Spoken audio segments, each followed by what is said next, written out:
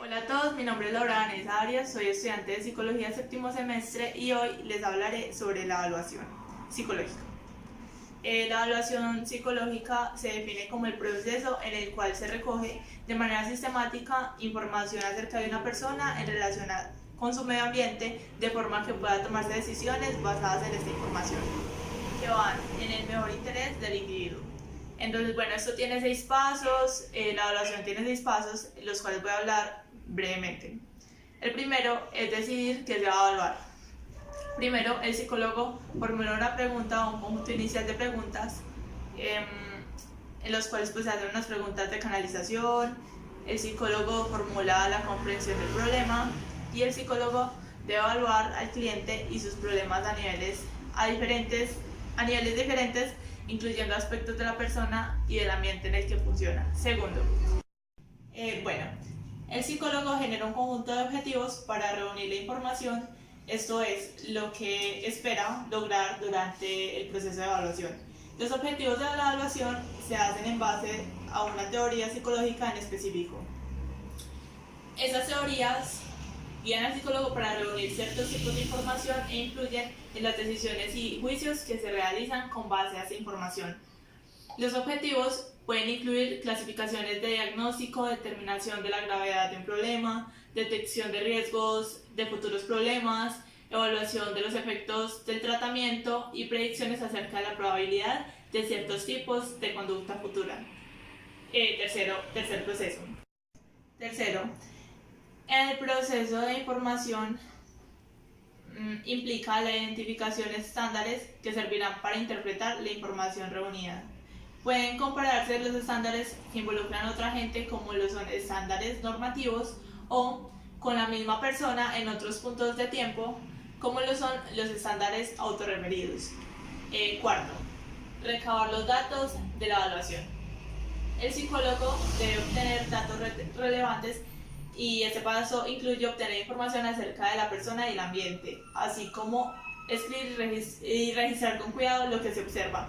Los métodos que se usan son entrevistas clínicas estructuradas o no estructuradas, revisiones de historia escolar del individuo o el registro médico, mediciones del funcionamiento fisiológico, una amplia gama de pruebas psicológicas, autorreportes del individuo, informes de otras personas significativas en la vida del individuo y métodos para la observación directa de la conducta en el ambiente natural o en condiciones simuladas en la oficina del psicólogo.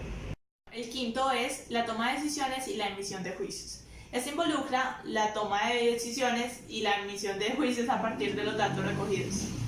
Comunicación de la información es el sexto punto y el último. El psicólogo debe comunicar a otros de sus juicios y decisiones, por lo general, en la forma de un reporte psicológico. Esta comunicación, por lo general, toma forma de un reporte psicológico escrito que se comparte con el cliente, con otros profesionales, una corte legal o miembros de la familia del responsable.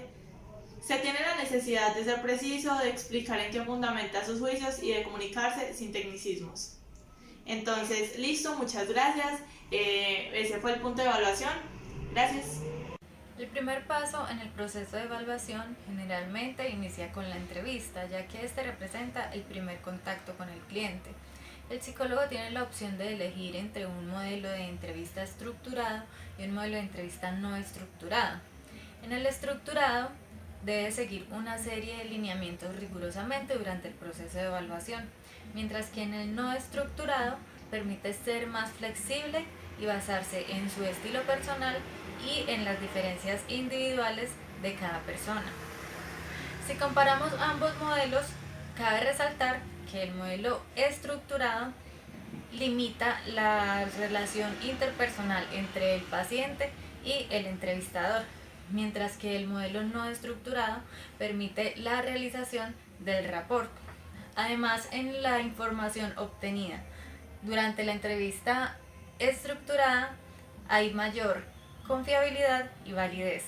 La entrevista clínica comparte características con una conversación cotidiana.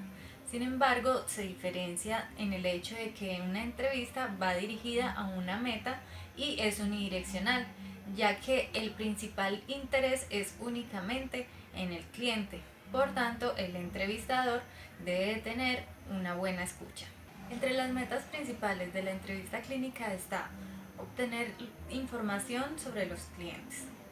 Recopilar información necesaria para la toma de decisiones importantes o para el diagnóstico y establecer una relación con el cliente. El éxito de la entrevista clínica dependerá de las habilidades de comunicación del entrevistador con el cliente, incluyendo los aspectos verbales y no verbales. Por tanto, eBay y Evans caracterizan las habilidades de comunicación en dos categorías generales. La primera categoría comprende las habilidades de acompañamiento, las cuales son importantes para construir el rapport, obtener información y ayudar al cliente a sentirse comprendido. En estas, la comunicación no verbal es muy importante, tales como el contacto ocular, la expresión corporal y la expresión facial.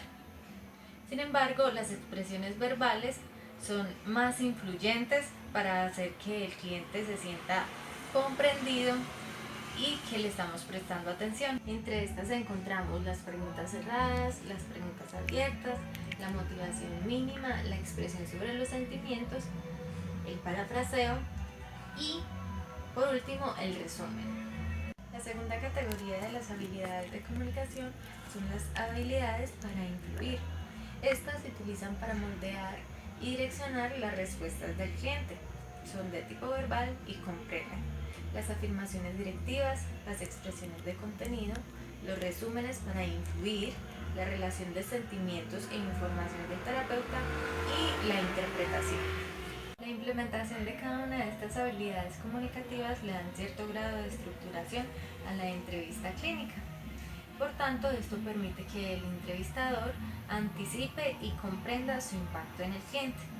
Finalmente, durante la entrevista clínica se le debe dar gran prioridad a la confidencialidad de la información obtenida durante el proceso de evaluación clínica, ya que de esta manera el cliente podrá suministrar información más precisa y honesta. Para cumplimiento de esto se debe utilizar el consentimiento informado, firmado por parte del entrevistado. Evaluación de la personalidad. Se han realizado un gran número de investigaciones para determinar si ciertos tipos o estilos de personalidad son propensos a formas específicas de psicopatología. Por ejemplo, la gente perfeccionista tiene mayor probabilidad de desarrollar depresión. También las personas coléricas corren un mayor riesgo de abusar del alcohol.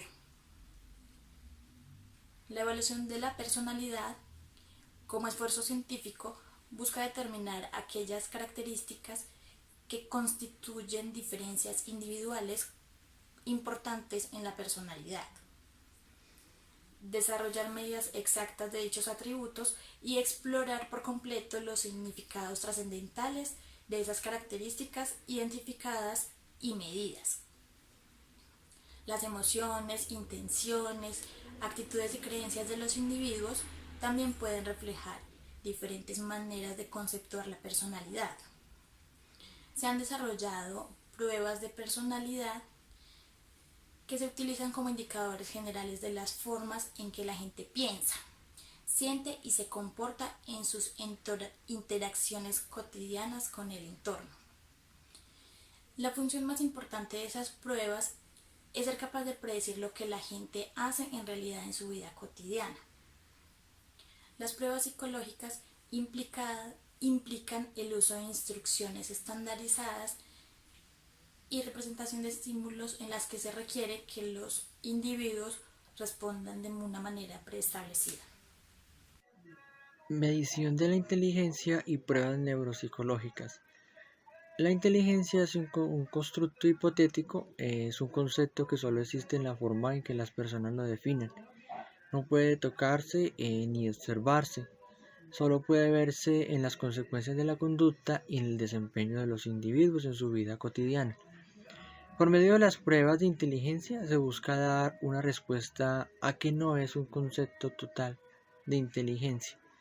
Los psicólogos proponen dos definiciones diferentes esencialmente: la inteligencia fenotípica y la inteligencia fonotípica. La primera de ellas mide la inteligencia como capacidad nata de los individuos y la segunda la forma en que los individuos se desempeñan. Estas definiciones repercuten en tres aspectos. Uno de ellos, las pruebas pueden reflejar una combinación de lo que la persona puede ejecutar y lo que hace actualmente. En el segundo aspecto, algunas definiciones ven la inteligencia como una actividad o una capacidad general única y global, mientras que otras la ven como un conjunto de capacidades específicas que se relacionan entre sí, pero independientes. En el tercer aspecto, las definiciones difieren en su visión de la relación de la inteligencia con factores no intelectuales como la emoción, la motivación y la personalidad. Algunos autores o definiciones consideran la inteligencia como dependiente de otros factores o vinculada a aspectos del individuo o el ambiente. Para Piaget, ningún acto de inteligencia carece de emoción porque evidencia motivación y energía que dirigen la conducta de la persona en su desarrollo de inteligencia. Las pruebas de inteligencia actuales se crean tratando de disminuir los factores motivacionales y emocionales para obtener un indicador más puro que permite identificar sinceramente la inteligencia. Binet y Simon 1983, Howard Gardner 1983 y David Wechsler 1939 en sus aportaciones, los tres llegan a una conclusión en la que se destaca que la habilidad para adaptarse o interactuar con el ambiente y la capacidad para resolver problemas o razonar. La inteligencia cambia de dos formas. Primera, el conocimiento adquirido y almacenado que está disponible por los individuos en función de la edad. Y segundo, las formas en que se procesa la información. Entonces tenemos el qué y el cómo de la inteligencia que cambian con la edad. Piaget considera que la inteligencia es el resultado de la maduración biológica y la experiencia con el ambiente. Este desarrollo cognitivo permite al individuo manejar la información del ambiente de forma más independiente. Este proceso refleja en el desarrollo que va relacionado con la edad de formas cada vez más simbólicas de pensamiento que reemplazan a los procesos cognitivos que dependen de acciones motoras concretas. Así los adultos no solo pueden almacenar más información, sino que también piensan de manera diferente y más abstracta. En el proceso de evaluación de la inteligencia se mide por medio de por diferentes instrumentos como la prueba del cociente de inteligencia, la prueba de Stanford-Binet de cuarta edición actualmente, la escala de inteligencia para niños de Wechsler, tercera edición, o WIS 3, batería de evaluación para niños de Kaufman y escala de inteligencia para adultos de Wechsler, WIS 3.